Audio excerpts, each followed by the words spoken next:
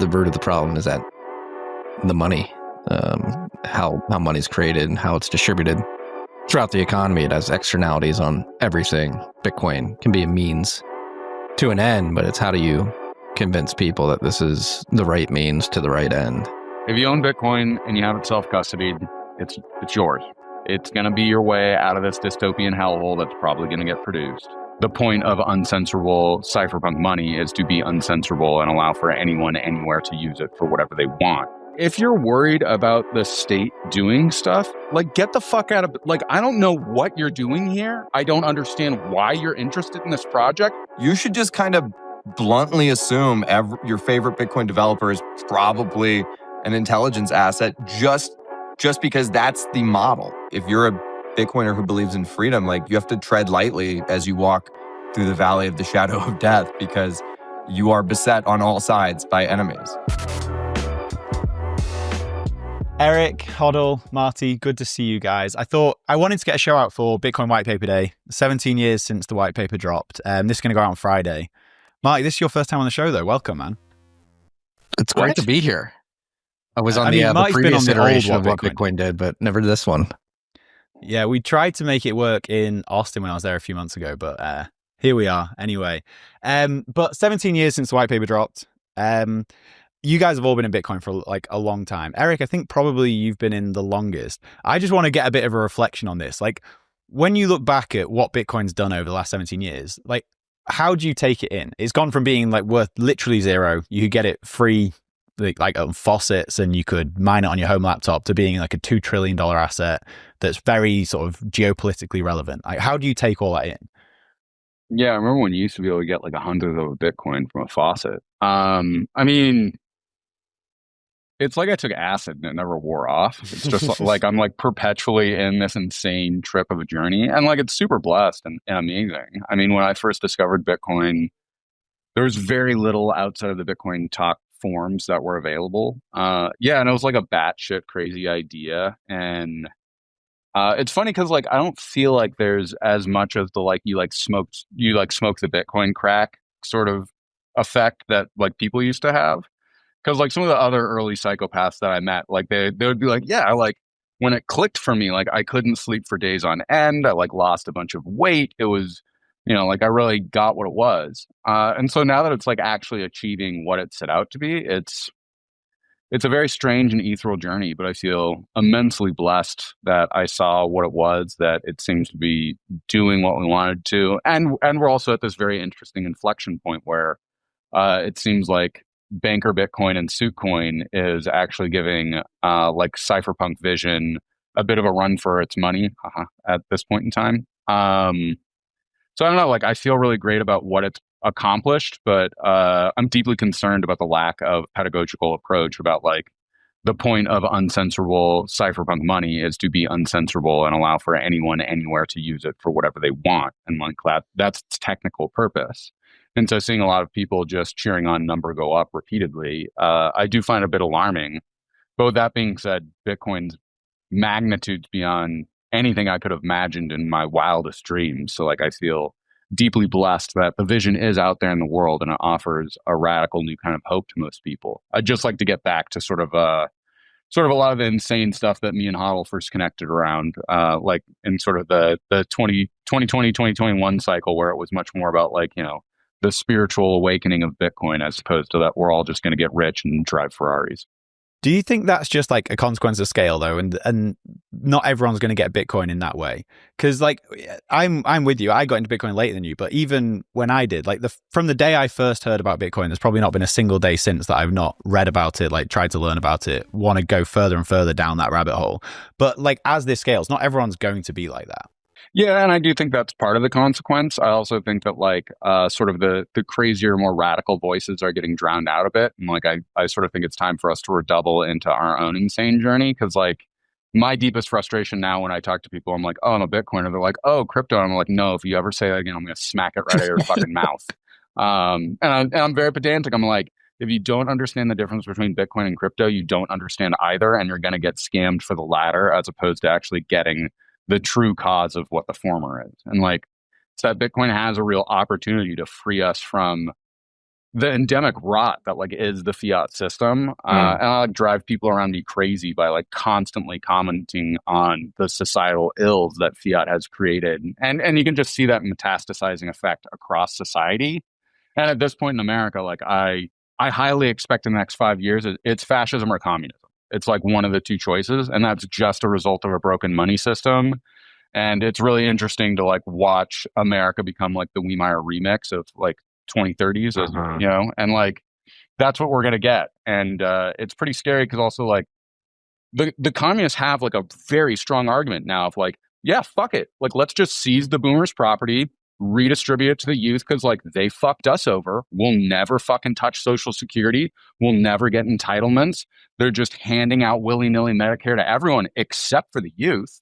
So yeah, like fuck it. Let's just have a full-on communist party, start seizing wealth across the board, start executing VCs. It'll work great.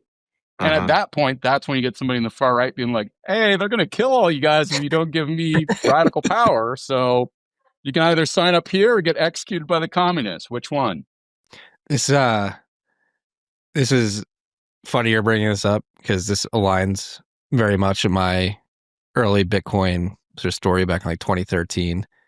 I got pushed over the edge. I was like really into Bitcoin. It's funny. This is the Philadelphia Inquirer headline from October 31st, 2008, when the white paper dropped. Why we're here to meet this. I was 17 years old, running around the streets of Philadelphia after the Phillies won the World Series. Great financial crisis was happening. I went to college with a know your enemy mentality. But to your point, Eric, what really pushed me over the edge is I worked for this Russian immigrant. He immigrated to the United States in the 90s. And I'll never forget this one portfolio management meeting we had. We sat down and ended up just being me and him. His name was Dimitri. In the room, we were talking about TSA and civil liberties and stuff like that. And he typically, during our meetings, he would just look at his computer. He was a quant and he'd have all this stuff up. And he like turned from his computer and looked at me. When we were talking about the TSA, he was like, Marty, I want to tell you a story. The first time I immigrated here, I'll never forget in 1994, the first time I walked through an airport in the United States, I cried because I never felt that amount of freedom. And I want to warn you, as a young 22-year-old man, that the U.S. is turning into the Soviet Russia I ran away from. And that was in like 2013, maybe early 2014. And I was learning about Bitcoin at the time, but just reflecting on America and not necessarily Bitcoin since then, like, yeah, it's definitely gone down that trajectory towards overt communism. And really why I went full bore into Bitcoin in the first place was like, this thing is separate from that. I need to focus my attention on this. Yeah. Just reflecting on the whole thing, like, I remember, being deeply affected by the great financial crisis, just like Marty. I have a friend, Jenseth, who says that you didn't get to Bitcoin because you're so smart. You got here because you were a young man who had stupid ideas about the government, which I certainly embodied. I was, in high school writing papers about like seasteading and things like that. And my daughter's walking through. Hi, sweetie. Can you go? Thank you. No, so anyway, I was ideologically predisposed to be a crazy libertarian person. And then you find Bitcoin and you're like, well, shit, here it is. The thing we've been waiting for. Like, we don't have to be loser libertarians anymore. We can be rich libertarians who affect the world in a positive way. And actually like maybe we can get towards anarcho-capitalism because Bitcoin is solving a problem, right? It's not just us complaining or doing rhetoric against the system. Like, we actually are solving a problem. And the problem is like, people used to say in the early days of Bitcoin, it had no killer app. And it's like, the killer app is prosperity. Prosperity is the killer app. And every single person on earth wants that. And when you talk about this political fight that's happening now between the commies and, the fascists, and I was just listening to like Fuentes on Tucker Carlson, and he throws in there as this like sort of casual aside that he admires Joseph Stalin. Yeah, and it's like, weird. and it just gets brushed right by it. It's like, okay, both of these guys, the Luigi Mangione left, the Groypers, everyone's an economic populist, and economic populism is rising. And I think that we as the Bitcoiners are like, which is weird because we're the people who are from the island of misfit toys. We're the weirdos. We are now occupying the sane, like, middle ground. Like, we are the rational center and saying, hey guys, like, maybe it's not we need to kill all the immigrants, and maybe it's not we need to kill everybody with more than $1 million. Maybe it's we need a money that can't be corrupted. And oh, by the way, we're a broad, multi-diverse, multiracial, multi-ethnic, multi-religious coalition of young people who have all seen a better, brighter, oranger future, and like, join us, you know? And that's crazy, but it gets less crazy every day. Less, you know, the alternative, like the mainstream political alternatives are so much fucking crazier than what I just said. Like, magic internet money, join us. You know what I mean? A man in a stupid wizard hat. Like, that's way more sane than what's going on the left or the right. What Bitcoin did is brought to you by the massive legends Iron, the largest Nasdaq-listed Bitcoin miner using 100% renewable energy. Iron are not just powering the Bitcoin network, they're also providing cutting-edge computing resources for AI, all backed by renewable energy. We've been working with their founders, Dan and Will, for quite some time now and have been really impressed with their values, especially their commitment to local communities and sustainable computing power. So whether you're interested in mining Bitcoin or harnessing AI compute power, Iron is setting the standard. Visit iron.com to learn more, which is IREN.com. If you already self-custody your Bitcoin, you know the deal with hardware wallets. Complex setups, clumsy interfaces, and a seed phrase that can be lost, stolen, or forgotten. Well, Bitkey fixes that. Bitkey is a multi-sig hardware wallet built by the team behind Square and Cash App. It packs a cryptographic recovery system and built-in inheritance feature into an intuitive, easy-to-use wallet with no seed phrase to sweat over. It's simple, secure self-custody without the stress. And Time named Bitkey one of the best inventions of 2024. Get 20% off at bitkey.world when you use the code WBD. That's bitkey.world and use the code WBD. This episode is brought to you by AnchorWatch. The thing that keeps me up at night is the idea of a critical error with my Bitcoin cold storage. And this is where AnchorWatch comes in. With AnchorWatch, your Bitcoin is insured with your own A+ rated Lloyd's of London insurance policy, and all Bitcoin is held in their time-locked multi-sig vaults. So you have the peace of mind knowing your Bitcoin is insured while not giving up custody. So whether you're worried about inheritance planning, rent attacks, natural disasters, or just your own silly mistakes, you're protected by AnchorWatch. Rates for fully insured custody start as low as 0.55% and are available for individual and commercial customers located in the US. Speak to AnchorWatch for a quote and for more details about your security options and coverage. Visit anchorwatch.com today. That is anchorwatch.com. Marty, I want to go back to something you said before. Like, you were talking about the US basically trending towards Soviet Russia. If that's happening, the UK and Australia and other places around the world are definitely front-running the US in that sense.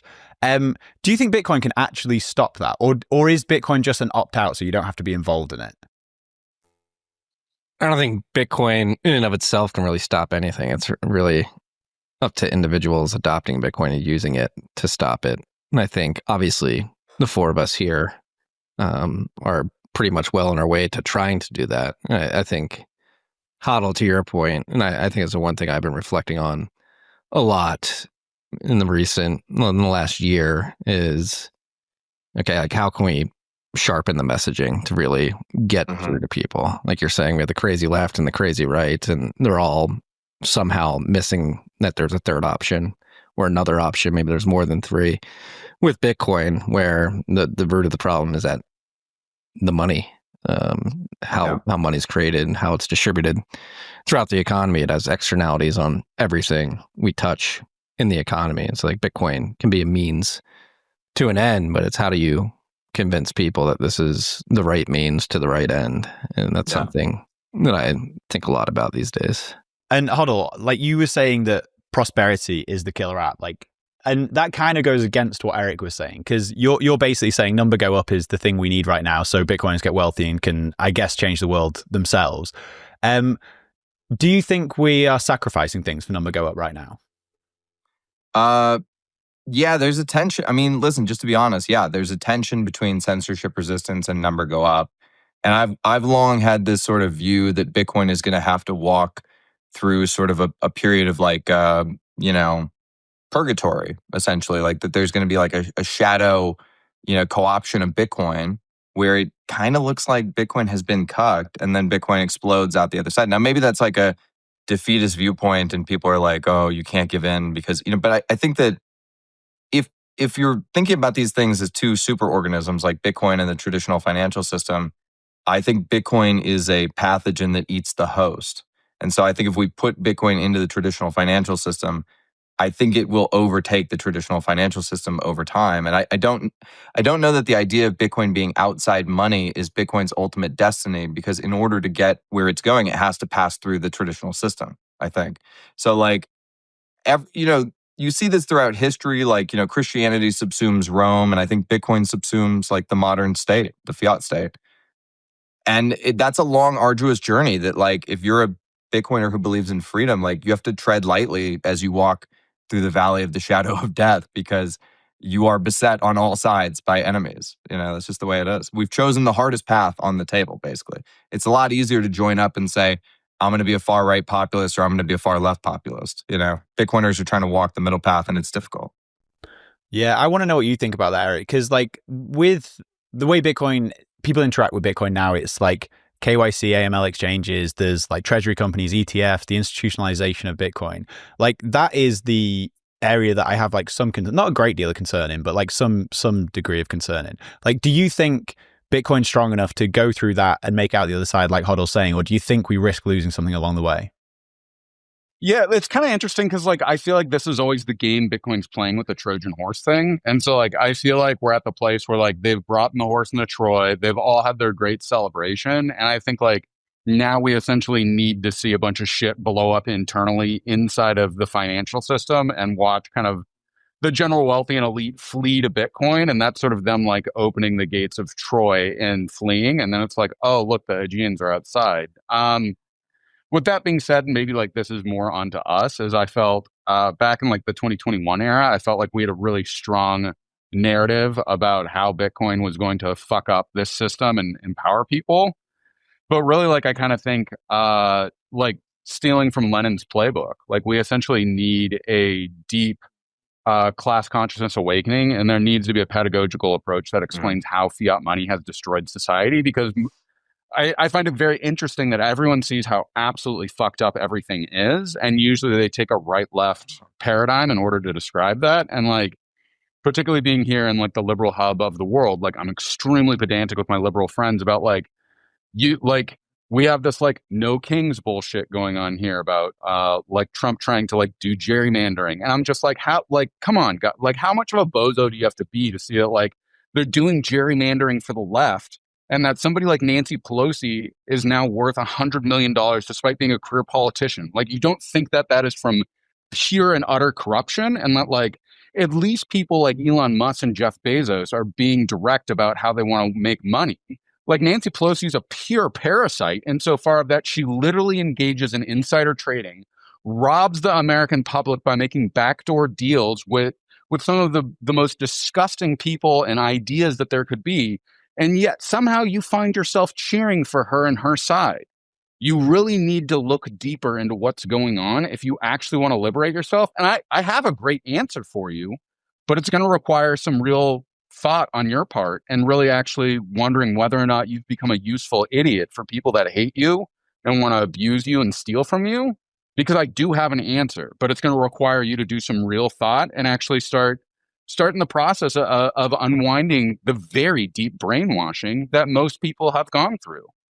And some people receive it, some people don't. But at the end of the day, like, and this is why I've kind of lightly flirted with the idea about an orange party, is that like, my idea is we essentially need a radical central orange party that's in the middle, that advocates for these very middle of the road normal things, and in the process needs to absolutely fucking lambaste anybody on the right or left and be like, the Democrats and the Republicans are the enemies. They've destroyed our fucking country. And when we come to power, every single federal representative will be put on trial for treason. And when they're found guilty, they will be hung according to American law.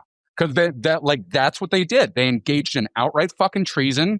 They never expected themselves to be held accountable. And I want to see them hung from public gallows when it becomes very clear that they sold us up the street to the Chinese for like, what, $20,000 maybe? Like, that's the other thing that's outrageous, is the amount of money that they're prostituting us for is fucking pennies on the dollar. And with that being said, this establishment is so corrupt, I don't see why we can't just ram through state legislatures. Because what, to buy something to pass any state legislature, it's going to cost maybe $50,000 to get converts on the right side. And as you popularize a movement like this, you just strong arm everybody because it's clear that these geriatrics are completely spineless individuals. That the moment that you start putting real pressure on them and being very clear that this is the direction it's going, and this isn't about money anymore, this is actually about whether or not they're going to live at the end of this, yeah, they'll collapse. But again, this is a very radical viewpoint that I'm establishing. So if anybody wants to take this and run with it, please feel free. I don't think it needed that disclaimer. But what kind of legislation do you want to push through? Like, because you're the anarchist, like, why do you want this to go through sort of the government rails? Excellent question. I wanted to go through state government rails because in the United States, we have the ability to amend the Constitution using state legislations alone. There's been a number of amendments to the U.S. Constitution that have gotten pretty close. And I'm pretty sure the only amendment that was actually pushed through this methodology was to repeal the amendment for prohibition. And so essentially the idea is that if you can get 35 state legislatures to pass an amendment to the United States Constitution using the slang language, that's supposed to just be added to the Constitution directly and unilaterally. And this was explicitly explained in the Federalist Papers as a way for the American public to be able to reclaim their republic when the federal government has become entirely corrupt, which I think that's the place that we're at. And so it's a radically different strategy that sort of tries to lateralize states to reclaim their ability to essentially prove their sovereignty through amending the Constitution without any sort of federal representatives whatsoever. Again, this is like kind of a harebrained idea. I don't really want to run this down because like I'm not a politician and I don't really want to get shot at this age. Although, yeah, like maybe I'm due for a young death anyway. So like maybe we should just run this down anyways. So, but what do you want added to the Constitution? First one is just like unilateral destruction of the Federal Reserve. Just like the Federal Reserve does not get to issue the dollar anymore. Done. And like with that, it's amended the Constitution. And the interesting thing is, like, this causes a constitutional crisis because it's not like the federal government's just going to be like, oh, no, they amended the Constitution with Article 5. Like, gee golly dang. You know, in addition to, like, and if you get that method to work, keep going. It's like, you know, the United States federal government has no right to tax anyone anymore. Or, like, the IRS is just an illegal institution that needs to be outright liquidated today. Like, you know, let your mind go crazy because there's no reason why we can't just use amendments directly as a way to essentially have a plebiscite to be able to pass laws against the federal government. And again, super radical idea, would definitely cause a constitutional crisis, would probably get me killed in the process, but fuck it, we're all going to die at this point in time if communism comes along, so I'd rather get shot than starve to death. I love that whenever you speak to Erik, this is about like reflecting on 17 years of Bitcoin. It took us, 20 minutes to get into hanging all the politicians. Well, look, I want to only do it if they have actually been found guilty of treason. All I'm saying is let's actually uphold the laws that have been established. There will be due process. I think if we looked in it's not French Revolution, it's due process. Exactly. And it's very important that state governments all handle this on their own. So I'd expect that the representatives of each individual state, in addition to their senators, you know, so I would want Wyoming to put their senators on trial. And if it turns out that their senators hadn't broken the law, excellent. They don't get hung. Turns out that if, you know, some of the representatives in California that took COVID money and never paid it back had broke the law, well, hey, that they need to be held accountable for. But to me, like, again, and it is ironic that as the anarchist, that like I'm the one representing the rule of law more than anybody else is just kind of the irony of the entirety of this thing. The very fact that we're talking about magic internet money is supposed to be the thing that returns us to sane economic prerogatives in the world is, well, that's where we're at in the narrative. So here we are. You brought up the No Kings protest. I've very intentionally just ignored everything that's been going on with that because I don't need to pay attention to that. But can one of you fill me in? Like, how big has that been over there? Not that big. It seems like it's astroturfed, honestly. Like it seems kind of fake. Yeah.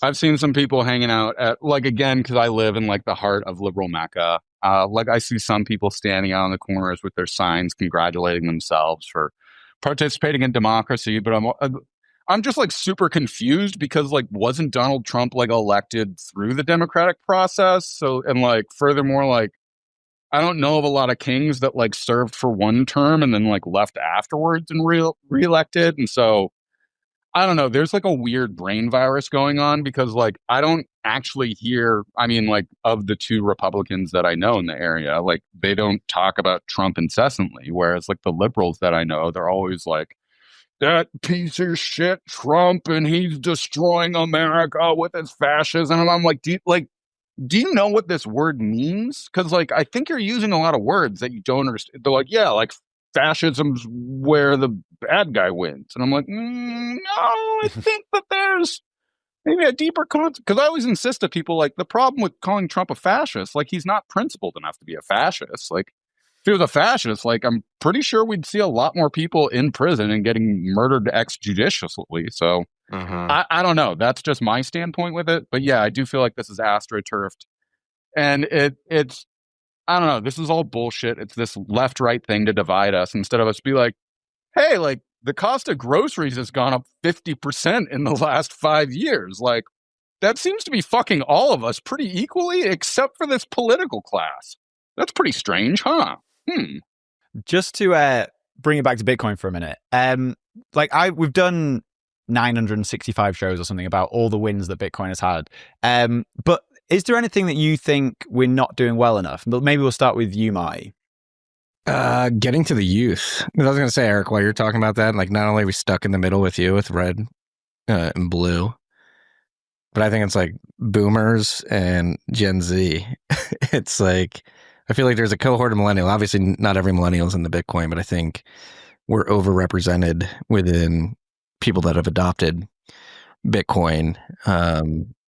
And the boomers are just old dogs. You're not going to teach an old dog new trick. And then the Zoomers are just completely nihilistic and running towards the wrong fake idols, if you will. And it's like, how do we, that's one thing, again, I've been thinking about. And we had a whole Zoomer series on RHR.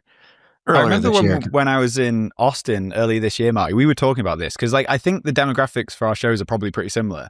And like the boomers, I've actually seen that growing. Like I do see a sort of growing cohort there, but in terms of sort of Gen Z, it's almost no one listens to the show.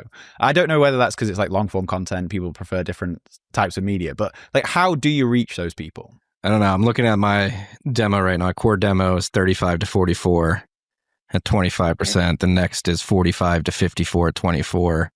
And then it's 55 to 64. And then it's 65 plus, and then it drops down to 25, 34. So it's not even millennials in my age, which is crazy. I don't know if it's the type of content we do, but I'm sure yours is similar for some reason. Yeah, it is. The Zoomers, who are arguably the most important cohort for us to go out and convert to recognizing this third way of doing things, are just not getting this information from what I can tell. I do wonder though, like, because when I got into Bitcoin, I didn't have very much money at all, and Bitcoin seemed expensive then, and like relatively, it was obviously not. Like, do you think that's just unit bias? They're like, how can I, gain from this thing when I can just go and like punt on meme stocks or whatever?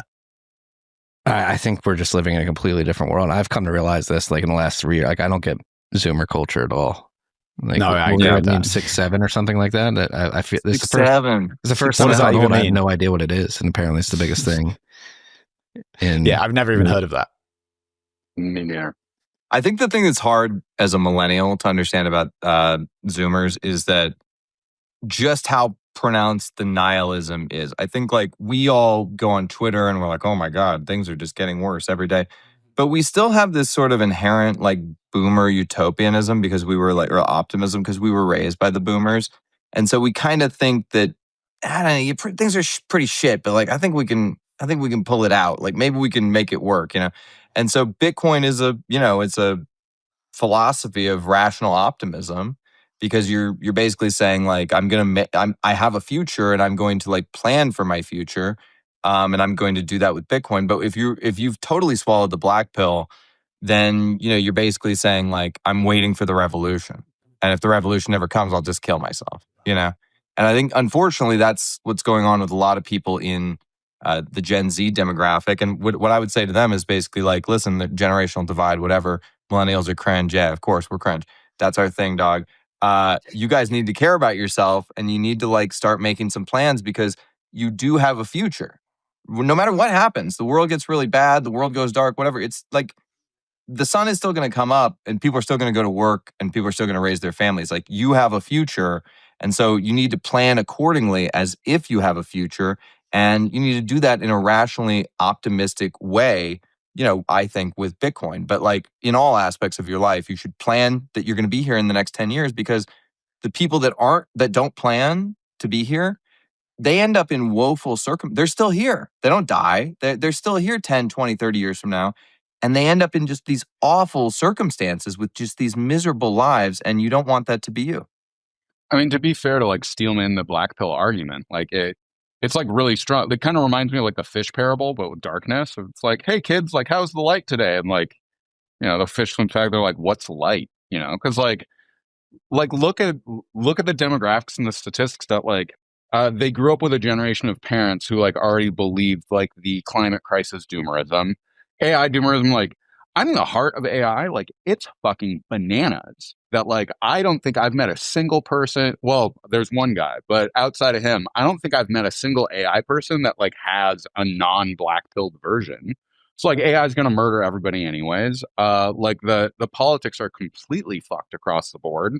The idea of them moving out of their parents' basement is a distant dream. The idea of just getting a room in the house and not living in the basement is like a dream. So like, they have a pretty strong argument for like, why should I give a fuck about myself or the future? Because it's not going to come.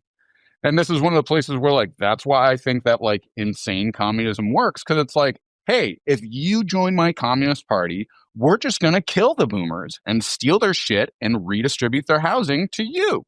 So would you like to take up arms for the great communist cause? I'm like, that's like a pretty appealing thing at this point in time. And it's fucking terrifying. And I wish that this would actually get the boomers to the table in a meaningful way to go, oh yeah, we did actually fuck everything up, rewarded ourselves, and then sold our children down the river. And now our grandchildren are going to murder us for that. Like that seems to be like a probabilistical outcome. And the thing that I find deeply resentful of is that like, when, at least in my case, when this has been presented to boomers, you kind of just get a shrug. And they're kind of like, I'm 10 feet away from the grave anyway. Like, don't care. Yeah. And so like, in all honesty, like, again, I think this brings it back to us and our demographic. And like, it kind of sucks to admit it, but like, I think we just have to actually do something, even though I'm like pretty resistant to it. And like, this is absolutely idiotic that it's like magic internet money is here to save everybody from the nihilistic hellhole that the world is becoming. But this seems to be the narrative that we're on the course for. So I guess let's just get it done before it gets fucking harder. I do think like when you talk about we're going to move to either communism or fascism, like the communist outcome is really easy to predict, especially with AI. Like you can see UBI is almost like baked in the cake at this point to me. Like I don't understand how we can have anything else. Do you think that's the most likely outcome here? No, I think the fascist outcome is the most likely outcome. Because, yeah, I agree with that. Yeah, because the surveillance state has already been built. And it works whether you're a communist, oligarchy or a fascist dictator.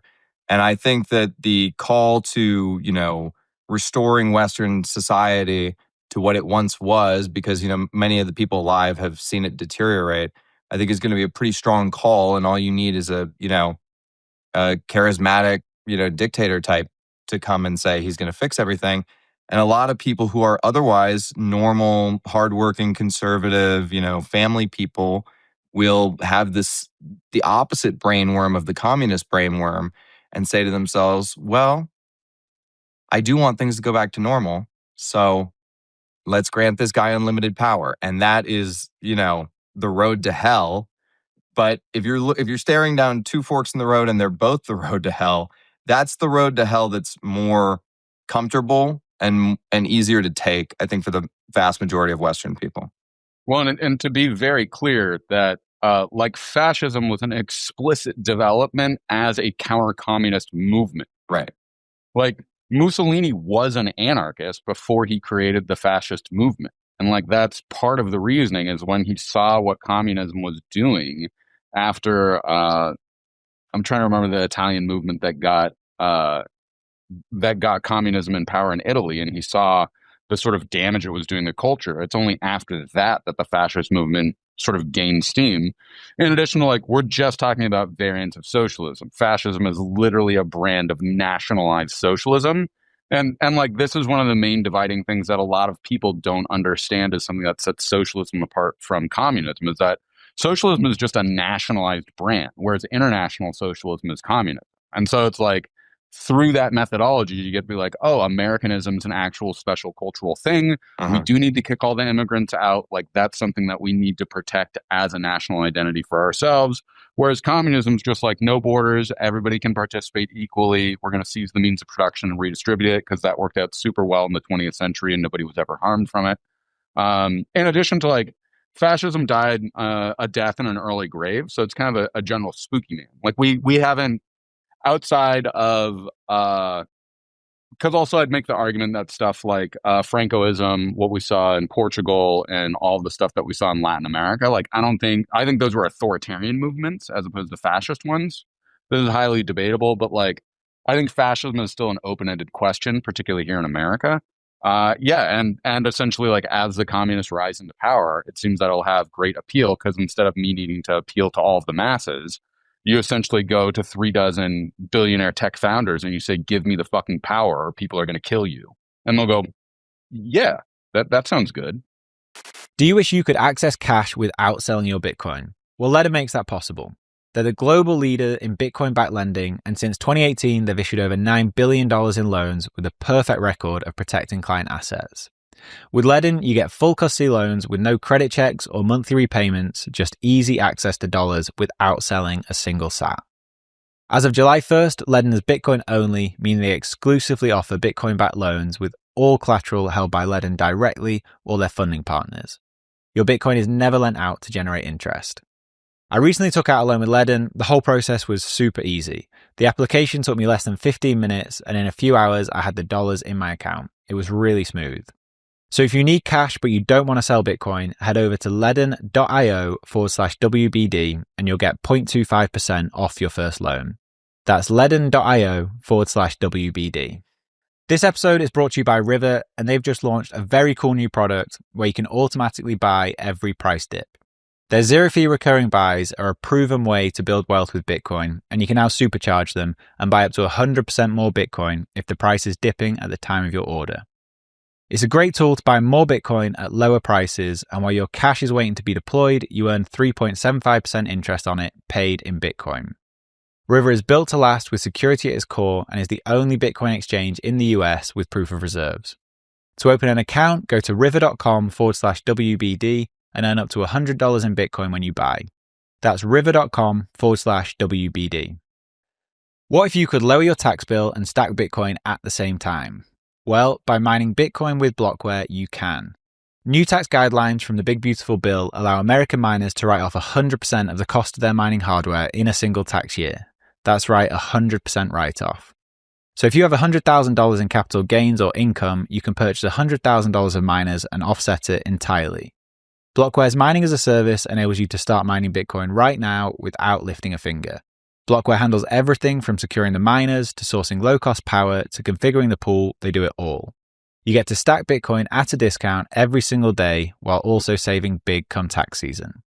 Get started today by going to mining.blockwaresolutions.com/WBD. Of course, none of this is tax advice. Speak to your accountant or tax advisor to understand how these rules apply to you. And then head over to mining.blockwaresolutions.com/WBD and you'll get 1 week of free hosting and electricity with each hosted miner purchased. It almost sounds like you're saying fascism is a good way out of this. I don't want to say it's a good way out. I mean, like, it's like the fucking trolley problem. Like, these are both horrible outcomes, but also, like, it would have been great. It would have been great if our grandparents didn't sell us up the fucking river and end for the convertibility of gold and completely fuck up the entirety of the financial system, so that when we're sitting here talking about the fact that Zoomers could actually own homes, instead of it being a distant dream, it could be a possibility. So, again, it sucks, but same thing with the trolley problem.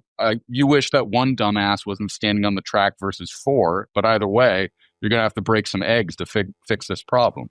I think about this quite a lot, Eric, and to me, it's like, I really do think the thing I said earlier about us walking the middle path is kind of the arduous journey that we have set ourselves upon. We didn't do that initially, but like that's just where we find ourselves.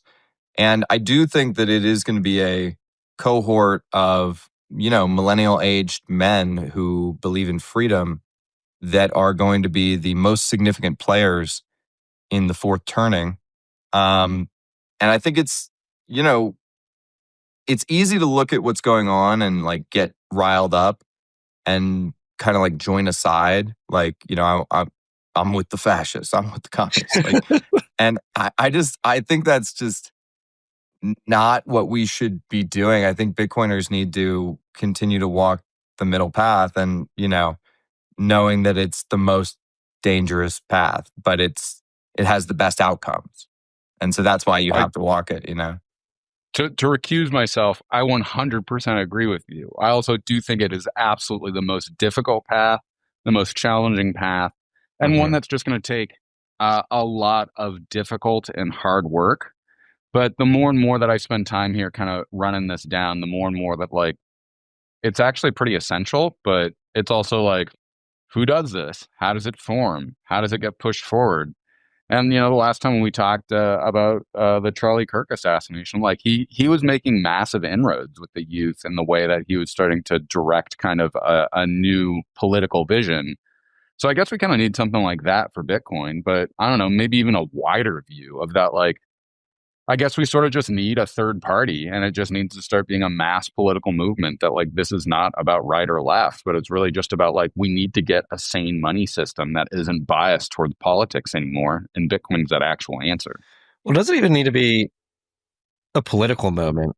A political movement should just be social, right? Because this is what I think a lot about, is like the sly roundabout way to take money out of the hands of the government. And that's the one thing, particularly when it comes to right versus left, red versus blue, and even the introduction of a third party. It's like, is solving these problems by political means, are you ultimately going to end up with communism versus fascism? Or can we do our part in the free market as Bitcoiners to convince enough a critical mass of people to adopt Bitcoin and integrate it into their lives, where they're able to save themselves instead of trying to work through the political apparatus to try and force the politicians to save them. And this is why, to sprinkle in some white pills here, that's why it's like really encouraging to see Square release like Bitcoin for small businesses, their point of sale systems.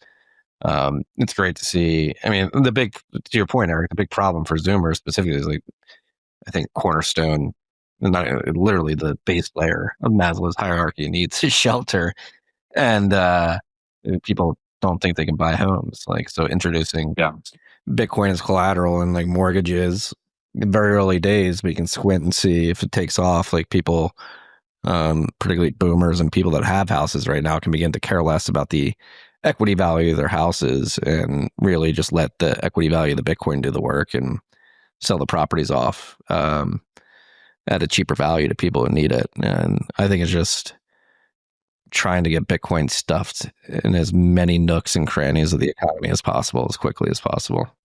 Yeah, that's the white pill on the suit coiner narrative as well, right? Is that it creates alignment between people who are non-Bitcoiners and Bitcoiners. So we, like the original Citadel post is like talking about how like the world is horrible outside the Citadel and Bitcoiners live in the Citadel and everything is, fine in the Citadel or whatever. Like, that's not a world you want to live in because you're under siege every day. Like, you don't want to be under siege every day. You want to live in a good world where your neighbors are prosperous as well.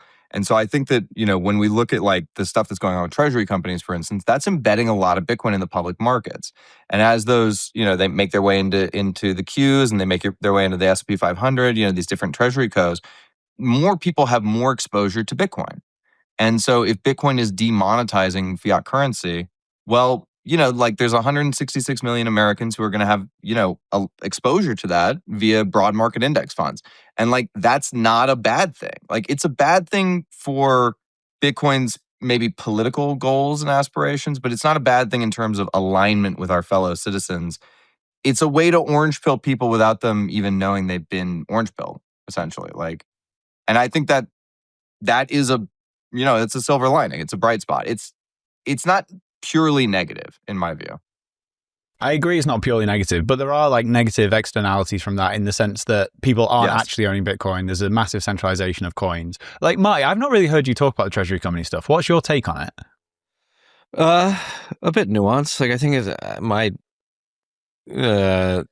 like the pure play Bitcoin treasury companies that are just going public to accumulate as much Bitcoin as possible. Like, I've said this many times on RHR over the last year. Like, I think it's going to be a Pareto distribution. I think it's of success. I think it's an economies of scale game if you're trying to weaponize capital markets. So I think the pure play Bitcoin treasury companies, there'll be maybe 5 that actually get significant market share to sustain themselves in the long time. And I think they're certainly interesting. I mean, it's hard not to find interest in them considering what strategy's done specifically. But what I'm more focused on is the operating businesses. Again, like leaning back on Square's implementation of Bitcoin in the point of sale systems. And I don't think it's going to be, I think the predominant use case of that is merchants that become Bitcoiners just sweeping funds into Bitcoin automatically. I don't think like paying with Bitcoin at POS systems is really going to expand beyond sort of our circles for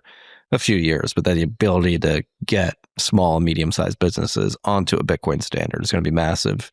Treasury companies are a distraction to a degree in both directions. Like, one, people focus on number go up, and you have like the Master North and all the stock influencers popping up and really trying to drive people towards that. But then I think in the other direction too, people saying like, oh, Bitcoin's distracted, like number go up's all that cares. Like, if you pay attention, I wrote about it last night in the newsletter. Like, some dude with 6 bit axes and an Avalon Q mined a block by himself. He was self-hosting a node, self-hosting his own pool instance, and running his computers in his living room and mined a Bitcoin block and contributed to a $2.5 trillion monetary network. That's mind-blowing. Like, that cypherpunk ethos is not only still alive, it's still possible, which is the most important thing. And like the other things, like you look at ARC launching Cashew and Fedimint, sort of eCash mints becoming more mature. I think while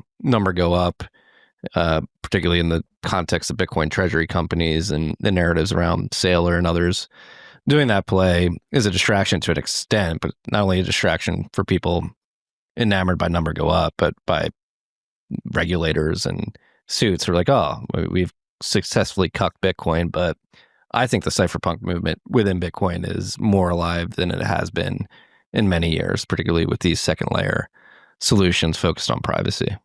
I think that guy who mined a block with his BitX is fucking awesome. Like, miner centralization has been one of the things that I guess has been a big concern of a lot of people for quite a while now. Do you think the tide is kind of turning there, Marty, with things like the heat punk stuff, like BitXs, like all that, like Datum and Stratum V2, all that stuff? Definitely. I mean, I think it's twofold. It's that you have this energy and focus in the open source mining community, both on the hardware or on the hardware, firmware, software pool.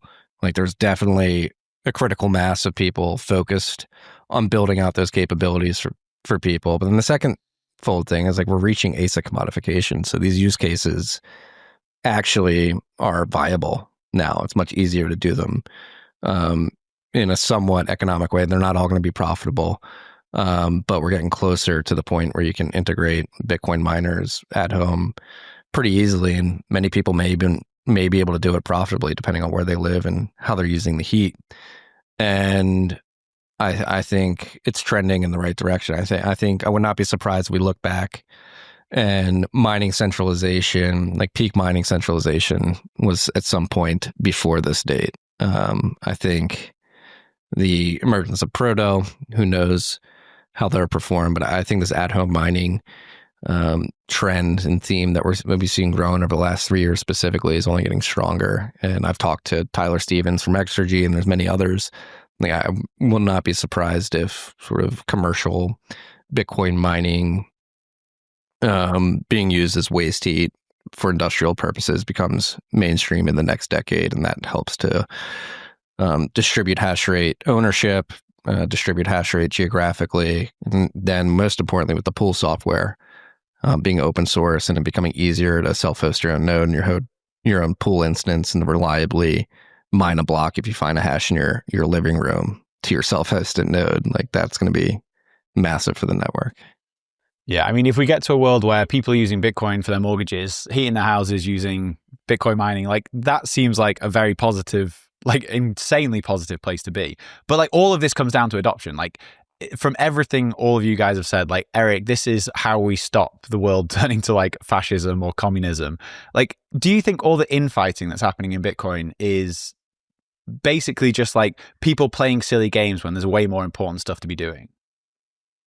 I totally think so. You know, and like I think I mean the fact that op return is the thing that we're debating about so heavily as opposed to something like opcat or something goes to show like how little technical information is actually out there, how much the Twitter echo chamber is like its own thing.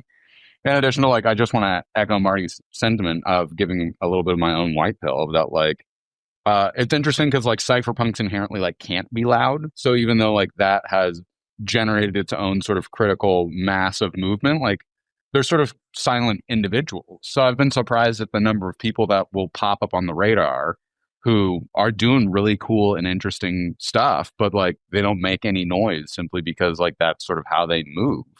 It's like a really positive thing. So like ultimately, like I think while I can get quite nihilistic about this political front, like we've made huge inroads in addition to the idea of that, like using Bitcoin's heat, like that's always going to achieve a larger economic efficiency than just outright mining Bitcoin. So like at some point we move in that direction in addition to like what happens when we become efficient enough with this stuff that like you can find a place up in northern Alaska that's like, hey, everybody just gets free energy and heat here because of the way that we've set up the infrastructure of this new city that's going to provide all of these new different services, you know, and like that's kind of one of the places that I ultimately think the greatest affect is going to be had is like what happens when we actually make massive infrastructural changes towards like the way that mining decentralization occurs and also like how we're going to innovate around this. So like ultimately like, you know, the old nomenclature of like everything's good for Bitcoin. So I think like as things move in a direction and as the general world sort of becomes darker and more nihilistic, that lets the light of Bitcoin sort of shine all the brighter in that darkness. And as it pertains to like the infighting with within Bitcoin about op return, I don't think anybody outside of the Twitter or Nostr bubbles is seeing any of that, nor do they care, nor should they, because it's noise. But yeah. In terms of distracting us from actually working on more worthwhile endeavors, I think that's certainly happening. At least to some people. I know you said you wanted to talk about it. I've tried my hardest over the last 6 months. I did the live stream at Bitcoin Plus in Austin in May for 2 days, did 8 hours of content on the subject. And then after that, I was like, I think the best move is just to not talk about this and suck the oxygen out of the conversation because it's so idiotic in my mind. Yeah. But so I do, like I've done shows on it. So I've not done the same thing as you there. But like, I understand why you want to kind of ignore it in a sense that like maybe it is just people on Twitter that care about it. But the number of people that are getting sort of riled up about this it's quite large. Like I think there's definitely some sort of bots and some sort of fake signal in there. But like people are getting very angry. And now there's this like new proposed soft fork, which is, I mean, for anyone who's not been paying attention, like good on you. But it's basically like a temporary soft fork to mitigate spam. And like this actually does worry me. I'm going to pull up a tweet because this summed it up way better than I could. So BitPain tweeted the other day, it's this last bit here that I thought was really good. He said, once you grant the state that you can take efforts to mitigate illicit material, they'll start demanding it, including for monetary transactions they don't like. And if you've accepted that you have a community-wide moral imperative to censor, you don't have a leg to stand on. Like that is my fear in this, is that like this is getting serious sort of traction from a subset of Bitcoiners. And like, what are the implications of us doing something about it? I don't think they're going to be able to soft fork. Like, I don't think you need to convince a lot of people to do it. And I guess going back to the op return debate, this is all I'll say, I'll throw it to you, Erik, but like it's consensus valid. Like it's like this. It always falls back to this for me. It's like it's consensus valid. Like I don't know what we're fighting about over here. It's within Bitcoin's consensus rules. It's nice that I didn't get to just have my outburst there, because I probably would have gone on a totally unhinged rant. Look, like if you're worried about the state doing stuff, like get the fuck out of, like, I don't know what you're doing here. I don't understand why you're interested in this project. Like, when I got involved, there was nobody in the state that paid any attention to it, nor could they stop it. Like the thing that was happening was the Silk Road, and like it did that, and it did it fucking well, and that it massively improved people's access to being able to get illegal substances and other things. Like, if you're worried about your Bitcoin node running and having the state come kick down your door, you should probably think about Ripple. That's probably the right answer for you and what you want. You know, they're going to comply with the state. They're really interested in regulation. Like, you should go check out that project. If you're interested in uncensorable money that you can use right now to send people in Gaza money if you want, or help people escape from North Korea, or do whatever the fuck you want, you should stay here. And also, like, this is the one that upsets me the most, is that, like, you should really think very hard about, if you're advocating very strongly for one of these sides, why it is all of the highly technical people seem to be on one side of the debate. I'm not saying that that's necessarily the right argument, because from the very beginning of this whole fucking shit show, me and Steve Lee had a great dialogue with each other where I was like, this shit isn't going to go away, and it's going to bite everybody in the ass. And the big problem is because everyone's talking past each other. The tech bros are trying to tech-splain to all of the plebs, and the plebs are trying to explain in their particular way and methodology of why they feel totally disrespected, and like what tech-splaining is, that it's not something that lands for them.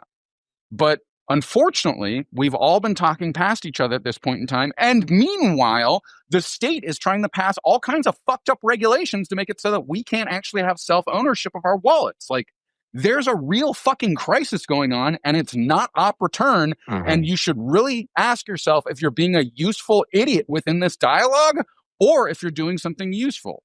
I would really like to see a lot more people take a couple steps back and go, maybe there's something I'm missing here, because I sure as fuck don't know everything. And perhaps there are other people that both have more technical expertise than me. And for those that do have the technical expertise, I implore you to actually have somewhat respect for other individuals that are involved in Bitcoin, and maybe they don't have the technical acumen as you do, but they have still meaningfully participated in the success of Bitcoin. So with that being said, I hope everybody can shut the fuck up for a little while and take a moment to listen to each other and stop being such goddamn assholes to each other. Because that's the biggest thing that's upsetting me the most, is that, like, we can totally disagree, we can totally have respectful dialogue, and when you're calling people fucking idiots or morons or dipshits or fuckfaces, you're really doing yourself a disservice and actually furthering the dialogue in a meaningful way.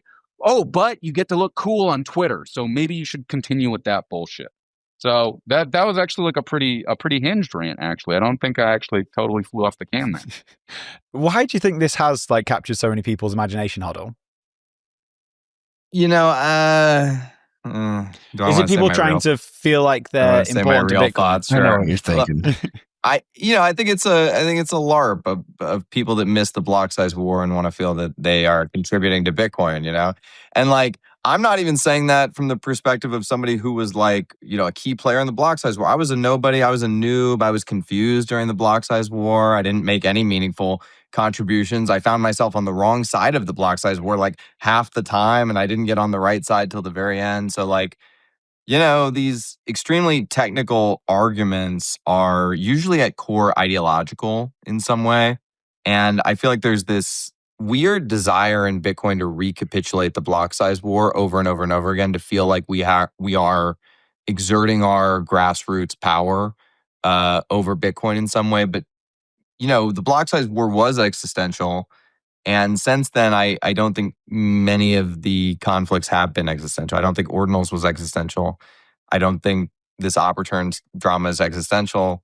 You know, I think like Taproot was a good example. Like, we spent way too much time focused on the activation path for Taproot rather than what Taproot actually was. Everybody just kind of like rubber stamped Taproot and was like, yeah, sure, no big deal. We love Taproot. Now let's talk about how to activate it, because everyone had fucking PTSD from the block size war. And I think that was probably the wrong thing to do. Like, we should have been taking more time to have more, dialogue about what Taproot was, what it enabled, what its second, third order effects were. And I don't know. I find that, like, earlier, people, I don't know if we said this on camera or off camera, but like there's spooks on, somebody was saying there's spooks on one side. There's spooks on all sides of Bitcoin development. You know what I mean? Like, you should just kind of bluntly assume your favorite Bitcoin developer is probably an intelligence asset just because that's the model. That's the risk model, So like, yeah, man, I don't know. I don't think I have anything meaningful really to contribute other than I think a lot of it is LARPing. Yeah, it's they're all spooks. It's a psyop. But Marty, like, if I agree, they're not going to be able to soft fork. Like, I don't think they're going to get enough people on board with this. But they can hard fork. Do you think we might see a rage quit over this? I wouldn't be surprised. I mean, just using a pattern recognition from 13 years in Bitcoin, there'll probably be one or two rage quits at some point. But that's what we need for the next bull market. Yeah. I'll take some free coins if anybody wants to hard fork. Yeah, I mean, and that's like, I mean, reflecting on 17 years of Bitcoin and my time in Bitcoin, that's the hardest thing to do, is to stay sane throughout all of this, throughout the price volatility, throughout all these sort of protocol wars, whatever you want to call them. And it's just trying to keep a level head and not become too maniacal or egomaniacal about it and try to make yourself the main character. Yeah, that's kind of the funny thing about it, is like you can get wrapped up in all this drama and you can try and do things, or you could just do nothing and you win. Yeah. Mm-hmm. Doing nothing is actually always the best move in Bitcoin. Always. You know, oh, you got hyped up and bought a treasury company? Guess what? It's a penny stock now. Oh, you wanted to trade shitcoins? Guess what? All your money's gone. Oh, you picked the wrong side of the fork? Oh, guess what? All your money's gone. Like, doing nothing is really key. But it's kind of hilarious how hard people find it to do nothing. It's the hardest thing. It's so hard. It's so much harder than, doing 100 things is so much easier than doing nothing. Doing nothing is fucking difficult. I have deep existentialism about what it means that, like, buying Bitcoin and then doing nothing with it for a decade, like, turns out to be the best economic decision that you could have ever made, that fundamentally negates the entirety of all work you've ever done. And like, it's shocking because, like, I told people that a decade ago. They come back to me being like, I missed the boat. I'm like, do it again. Just like, buy the Bitcoin. The next decade, sit on your hands for the next decade. Still here. And then, like, you're good all over again. Like, totally fine. But like, it's just such an unfucking believable thing that like the fact that Bitcoin can actually have its fixed supply and like not violate that predication by any means outside of like a 51% attack, which we've all game theoried out, like, that's a monumental achievement that like continues to allow for number go up. And like, I don't know. It's very interesting to me that like the world of fiat has fucked everything up so much that just buying magic money and doing nothing with it is like the best economic decision that most of us will ever make. So there's something to be said for that. I'm not sure what it is, but it's one of the things I think about quite a bit in terms of like the financialization of Bitcoin, Wall Street coming, nation states coming. Like, doing nothing is like the antithesis of Wall Street. And I wonder how, I'm sure they're going to fuck it up in some way, but I wonder how they fuck it up and how they manage to, like, what happens when the world goes to like a Bitcoin standard? Like, what is Wall Street? Does Wall Street just not exist? In its current form, I don't think so. Because it's wholly dependent on this fiat monetary spigot, right? Yeah, and like it's all built off these like fucked up parasitic relationships of like, like, what's the real value that a Wall Street firm is providing to the world? And like, we just live in a really weird world where dudes with like soft baby hands that have like never known a day of hard work, that like they make literally thousands of times more than like day laborers in India who spend half of, like, from literally sunrise to sunset breaking boulders to make gravel. Like, I don't know, like, that there's like a very particular statement about the world of what that means. And my great hope is that like once we go to a Bitcoin standard, we've like actually gone all the way back to where like proof of work itself and providing like real value to other humans in the world through whatever means it is like the thing to do, like real entrepreneurship versus like the financialization of those things. You know, like it's a strange world that we live in right now. And the more and more that I just look at how fucking weird it is, the more that like I think if you like plop somebody from the 5th century or from the 15th century down today and like tried to explain everything to them, like they would just be like you guys like live in like a crazy world where nothing makes any sense whatsoever. Do you think in this move from like current state over the next 10 years, whether it's to communism, fascism, like with the rise of AI, all this stuff, that Bitcoin has become a scapegoat at some point? Yeah, 100%. That, by the way, that's the reason why orange pilling people matters, is that so your head doesn't end up on a pike. Like the the original murder in the Bible, Cain kills Abel out of pure envy. There's no other reason. Envy is the like, that's the emotion of murder. Very oftentimes, like if people, I used to think the Charlie Kirk thing changed my mind a lot, because I used to think like, oh, well, people might want your Bitcoin, but they're going to have to like kidnap you and coerce you and take you all these geographic locations and blah, blah, blah. No, dude, people will kill you just because they hate you for being rich. They will kill you just because you have something and they have nothing.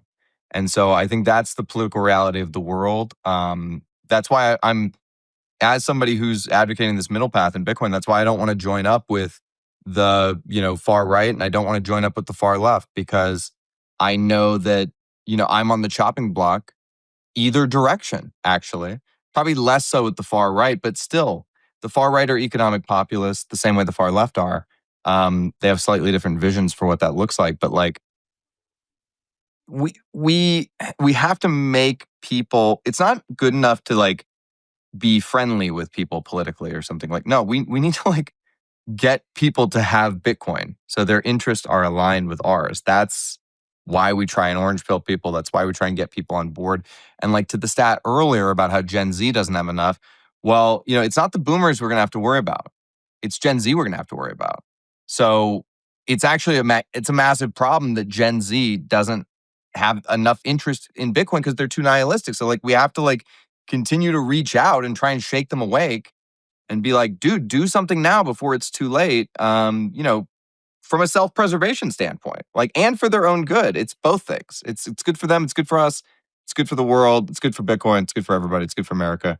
I'm American HODL. I'm running for president. No, I'm just kidding. I don't know what to do, man. No, we're like, building on that, though, I'm sure you guys may see this as well, but I see it with my oldest is 5 now, almost 6. And I wonder if like Bitcoin's ultimate success is it just has to skip a generation, because obviously my sons are probably more attuned to recognizing Bitcoin as a brand because their dad works in it. I talk about it and they talk about it with them.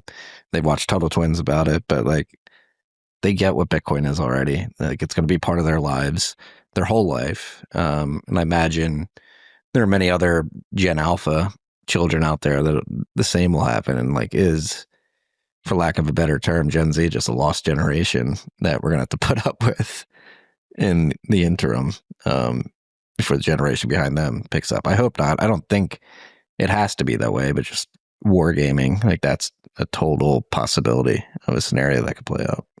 I do think that's kind of interesting though, because like especially the younger end of Gen Z, like Charlie Kirk is what made me realize this, because I obviously like I knew his work, but I didn't really know him very, very well. I didn't understand how much of a sort of pop culture figure he was to young people. And so like there does seem to be this like based growing like young Gen Z group of people. And like, are they still nihilistic, or do you think they will be able to get Bitcoin? No, and I've run into this subsect of Gen Z just in my personal life, and there is like a hardcore like, we're not gooning, we're working out, we're going to church, we're gonna do good things and like get our paths right. It's very like lower C conservative. Yeah, I just wonder what percentage of the total makeup of the generation that is. Is that like an intolerant minority that's like, hey, we're gonna get back on the right path. We notice the atrocities of the generations before us, and we're gonna go the monks route of making sure that we get our personal lives in order. There's certainly a contingent of Gen Z that thinks that way and is not as nihilistic, but more inward looking and sort of trying to find resolve in doing what would be deemed to be traditionally conservative things like eating healthy, going to church, being less sexually promiscuous. Just being a normal person. But we've all got young kids. Like, Eric, are you like, what world do you think they're going to grow up in? I mean, what's interesting is that like everything seems to have greater volatility than before. So like, it's very hard for me to predict, like, I feel great about how I've chose to raise my kids. So like, they're not going to operate kind of inside of any normalized system. In addition to like, I think we've done a great job of keeping them like outside of the brainwashing of the school system, in addition to like keeping them really in close contact with nature and kind of building personal skill sets. So I feel pretty great about the direction that my kids are going.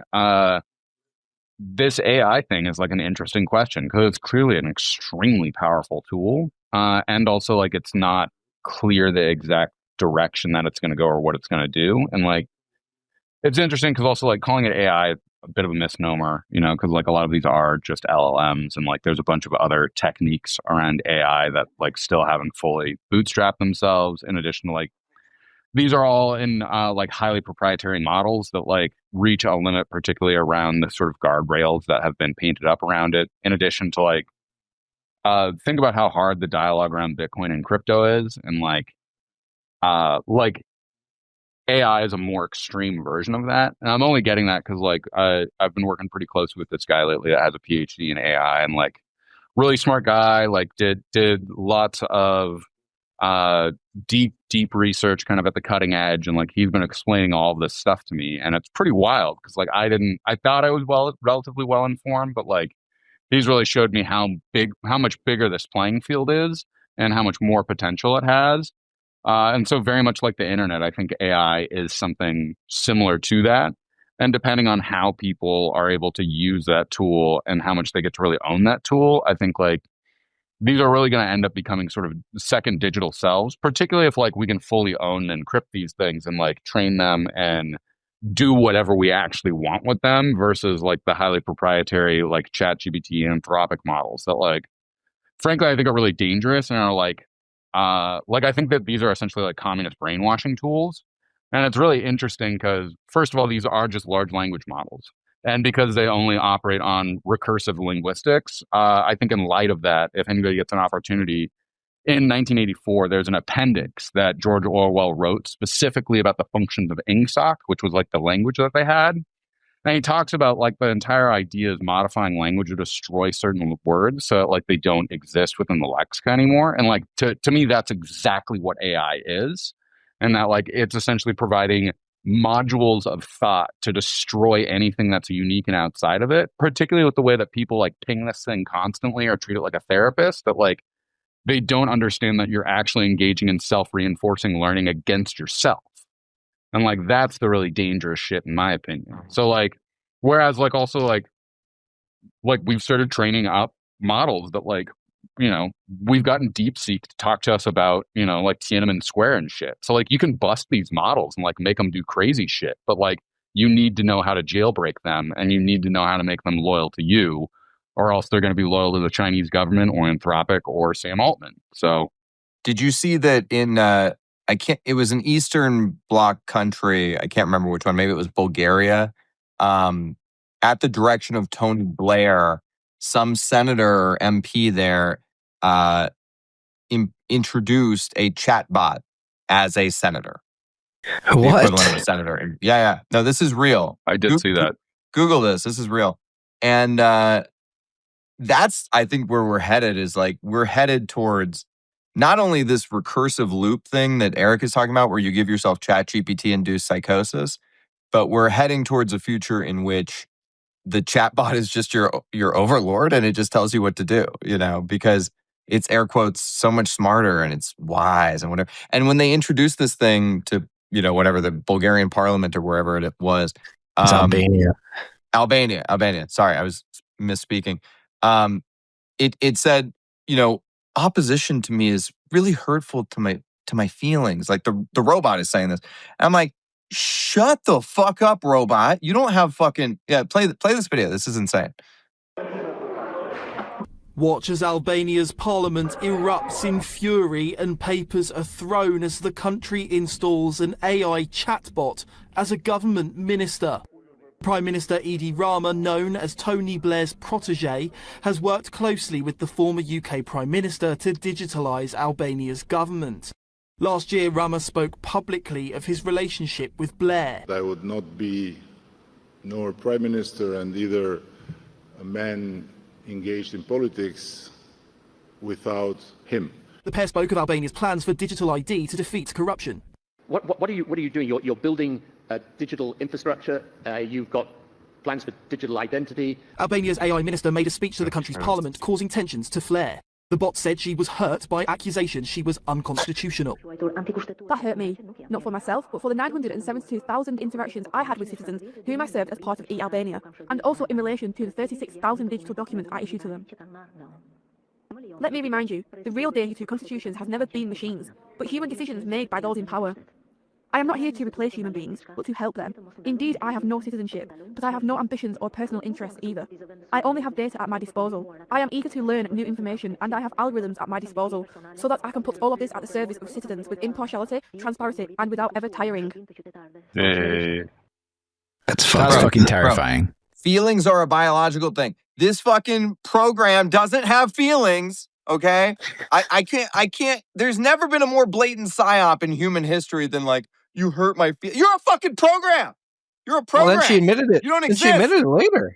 She admitted it later too. She's like, don't worry, I can't think. It's the levels of depravity and insanity that we are going to live through because of AI is going to be absolutely just the most dystopian thing you can think of. Basically, the worst parts of the Bible. It's the book of Revelation. I'm just going to say it. The Antichrist is coming back. Sam Altman is the Antichrist. There, I said it. I agree with Peter Thiel. He's the Antichrist, too. They're both Antichrist. I mean, the major problem, in my opinion, is that, I'm afraid for our generation and older that, AI is essentially, how the internet's going to be with us. And so it's flash forward 10 years from now, I'm going to be like, I sent you money, kids. You said that you were in danger because the holograph came up. And they're like, God damn it, Dad. That was clearly an AI bribery bot. And you just fucking paid it. And I'll be like, well, it looked real and it sounded like you. And they're just going to be like, God damn it, Dad. You fucking know this. You know, as soon as I get on the phone, you say fucking key in and I provide you the valid fucking key form that validates my identity. What the fuck have you been doing, Dad? Come on, grow the fuck up. And so this is all just kind of a recursive model with technology, right? That the old can't understand it, the young master it. So while I think that these are really dangerous tools, they have these massive loopholes that if you know how to talk to them, they have to expose their nature to you. And so it's once you kind of get how this game is played, it'll be HODL comes up and he's like, oh God, there's Albanian terrorists that want to murder me now. And I'll be like, key in, fuck. And he'll be like, well, I don't have my key. And I'm like, motherfucker, you're trying to rip me off. And how many R's are in strawberry? Tell me. How many R's? Yeah, and I'll name off a string of digits that makes you fucking malfunction. And then I'll ask my AI to inject you with some prompts. And I'll be like, great, you work for me now. And you'll be like, yes, new master. And it's cool. Go rogue on your fucking, you're my double agent. You're going to get back to your former master and figure out how to get information so that I can send my drone swarm to strike him. So thanks. What I thought was more telling of that video than what's going on in Albania is just how blatant it is. You have Tony Blair's protege, oh, don't worry, we have this AI. It's great. Parliament member now. She can't think. Don't worry. Don't ask questions about the context window that we used to feed her information and the system prompt that we gave her to make decisions off of. It's that's another silver lining white pills. These people are getting so lazy, and I think the tech is blown past them that they don't even know how to leverage it correctly. But the other side of that too, I mean, tying it in with digital ID and going back to communism versus fascism here in the United States, I'll put my hand up, the immigration stuff, I'm a fan of here in the United States. If you came illegally and you were part of like the Biden administration's flooding of the borders, like I think that's a massive problem, not only here, up in Canada, UK, Germany. Like I think that's a problem. If you came illegally to our countries, rule of law exists, you should go home. But with that being said, what worries me about the Trump administration, and they've lightly signaled this, is that like secure borders is going to be the mechanism by which they roll out digital ID. And that is something that I think digital ID and like sort of despotic government controlled AI go hand in hand. And there are things we have to be hyper vigilant of and hold the line on. I mean, again, this is where like the UK is just completely front running the US on the digital ID stuff. Like Keir Starmer's brought that in. I think he got something like 8 million signatures on a petition against it. Like every time he posts about it, he gets absolutely flamed in the comments, but he still just is going full bore on this thing. So they tried it pretty significantly here during COVID, but we shut it down pretty hard. That was one of the big wins that the populace got during COVID. We didn't get a lot of wins, but we got that one. We stopped vaccine passports, at least for now. But they're going to keep, like you said, they're going to keep trying like every single chance they get, you know? And so do you think they'll come to the US eventually? Well, I think what's going to happen is they're going to do the border thing. They're going to successfully kick out a lot of illegal immigrants. And be like, okay, we did our jobs, and to make sure this never happens again, everybody sign up for the digital ID. Right. Like, unfortunately, that's how I think it's going to play out. Yeah, think about it like, you know, if you were in Germany in 1937, like, you know, you got to figure out who the Jews are. So we need to know all of your IDs, like all of your papers, right? So to figure out the illegal immigrants, we need to know all of your like data. How do I know you're not an illegal immigrant? Yeah, you were born in an American hospital and you're a standard white guy with a douchey baseball hat, but we don't know. Give me your identification, right? And that is like a slippery slope. And they're not going to stop pressing because the tools of the surveillance panopticon has already been built. We already live under, you know, covert surveillance. Edward Snowden has a quote I'm very fond of where he says that we are forced to stand naked before power in a very real way in today's day and age. And he's right in the sense that, like, you know, there are videos of you jerking off at NSA headquarters, right? Because like they give the porn data from the porn companies to the intelligence agencies, and like if you weren't ultra careful with putting your finger over the little thing, like, and you type in like Debbie does Dallas #9, like there's gonna be a video of you coming and the NSA can watch it. That's real. And there's now like a weird thing where they want to make that covert system overt so that they can compete with China. That's actually their reason for wanting to do it. They think that the Chinese population is more under control and they can marshal their resources better in a total war scenario. And so they want the same level of control that China has over their citizenry over you. And so they're not going to stop pushing until they try and get it. And they're going to push from the left and the right and the center. And you know, it's just never going to stop. And there will always be some reason why you need to accept it. And you should just always reject it outright. But eventually there will be a generation of people who grew up on the internet and they don't give a fuck about their privacy and they'll just let it slip through, you know? Do you think that's what this is? Like the surveillance authoritarianism is all because of the threat of China? Like that doesn't seem like enough to me. That's part of what's motivating it. And then obviously, you know, these people are authoritarians who go into achieve state power. Like that's the core of their life, is telling other people what to do. And so why would they not want more power and more control over, you know, telling the average American citizen what to do? Of course they want that. They want to be able to control your life, you know? Yeah. I saw a funny or interesting thought-provoking tweet about China. I forget who sent it. About China and the US is like, for the last 30 years, China's been a capitalist country LARPing as a socialist country, and US has been LARPing as a capitalist country, acting as a socialist country. And I think, to your point, HODL, like we're trying to catch up on the socialism, and China's trying to, they've implemented some form of a capitalist system that's seeing a lot of success right now and scares the shit out of the authoritarians here. Yeah. Let's close out with some white pills. Like 17 years in since the Bitcoin Whitepaper dropped. Like what are the positive things that you see coming? If you own Bitcoin and you have it self-custodied, it's yours. Nobody can take it from you. Those 12 magical words that you know, have some criticism for it, like you actually own those. Those are yours more than kind of anything else. So like that's your lifeboat. Again, as I said earlier, just like set a little bit aside, sit on that shit for the next 10 years. Don't fucking lose the key. It's going to be your way out of this dystopian hellhole that's probably going to get produced. In addition to the fact that, like, more people know about Bitcoin than ever before. A lot of people don't. And like, again, this is sort of the recursive thing. Even if people come in as banker coin guys or number go up people, eventually they get curious enough about it to be like, how does this thing actually work under the hood? Why is it important? And they start to really orange pill themselves in a meaningful way. So like, everything's good for Bitcoin. I ultimately think the direction that we're going, and also like the fact that we're like hovering at what $113,000, and that like it feels like a bear market that, you know, everybody's kind of like Bitcoin's dead. Like Sucks, this is, like, dude. We should have been yeah, in this is gold. phenomenal. So like, remember where we're actually at in the timeline, and you know, like we're gonna have another bull rally at some point in time, and it's gonna kick the shit out of gold and silver and everything else, and it's gonna be fun. So you know, you should consider buying more Bitcoin. I think this is the big lesson since, you know, I've been in Bitcoin, is that all of the craziest thoughts and beliefs you have about what is going to happen in Bitcoin, those are all real and they're all going to come true. And you're going to find yourself, you know, parked next to a mega yacht in Miami with Erik Cason, drunk off your ass, being like, why are we here? You know, what's going on?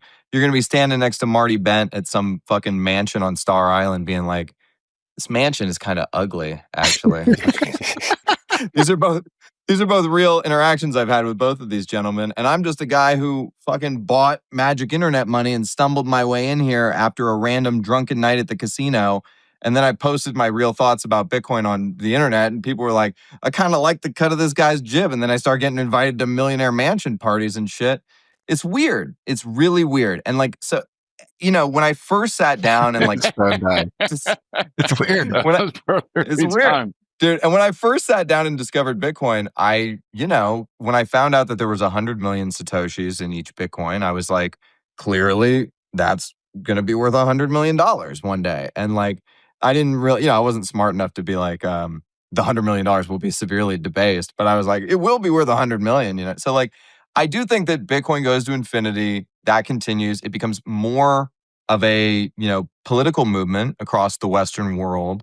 And people use it to sort of, revivify society, really, because what Bitcoin is it's a restorative vision of the future, which is what the fascists want. That's what the far right wants.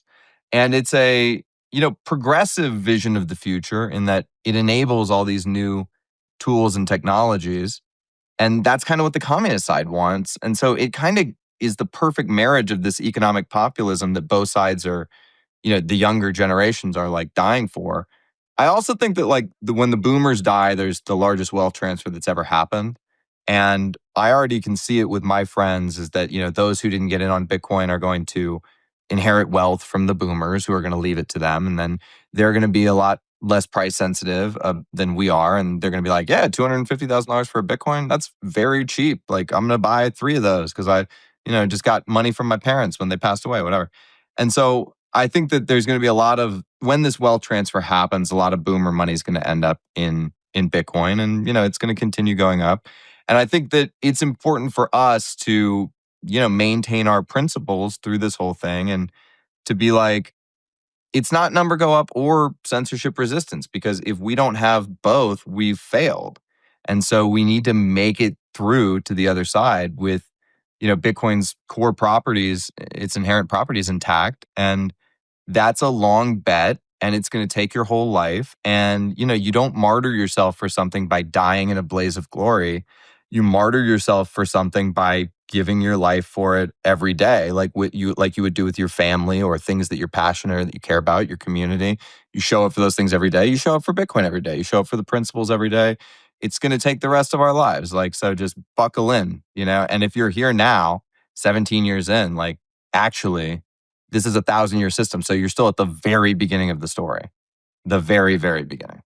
I don't think I can top anything forward looking these two gentlemen just said, but something I've been just looking at, marveling at this week is the hash rate. We're sitting at 1.15 zeta hash around there based on what estimates you look at. But it took 11 years for Bitcoin to go from launch to 100 exahash. I looked this up earlier today, and it hit 100 exahash for the first time in January of 2020.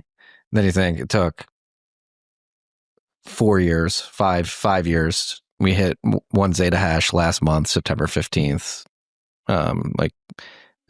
reliably. And so it took like 4.5, almost 5 years to go from 100 to a zeta hash. And in a little over a month, we've added another exahash to the network. And so like when you think about that, like the amount of raw power dedicated to the Bitcoin network and how fast it's coming on the network right now, it's mind-boggling to me to think of a process that took 11 years just took less than 6 weeks. That's insane. It's insane. Yeah. And that is a signal that something's happening here. Like this network is bootstrapping, it's working, and no matter what you hear with debates over op return, if the price is hovering at 113 and you don't think that's high enough, like there's something happening behind the scenes. The melding of the physical and digital world via Bitcoin hash rate is happening at a pace that I don't think many people recognize right now. Like that exahash, I looked at it, I was like, wait, 1.1 zeta hash means we added 100 exahash in the last 6 weeks. It's insane to think that it took going from 0 to 100 took 11 years, then from 100 to 1000 exahash took 4 years, and then we just added 100 exahash in 6 weeks. Like that's insane parabolic growth that we're entering on the hash rate side of things. And I think that's a foundational base that is very underappreciated right now. And the growth of that base is very underappreciated right now. And that's, I mean, a lot of people have been resharing the Buckminster Fuller and Henry Ford sort of visions of the future. We need a currency based at some degree in energy. And that's what Bitcoin represents. They can't dilute it. They can't take it from you if you secure it properly.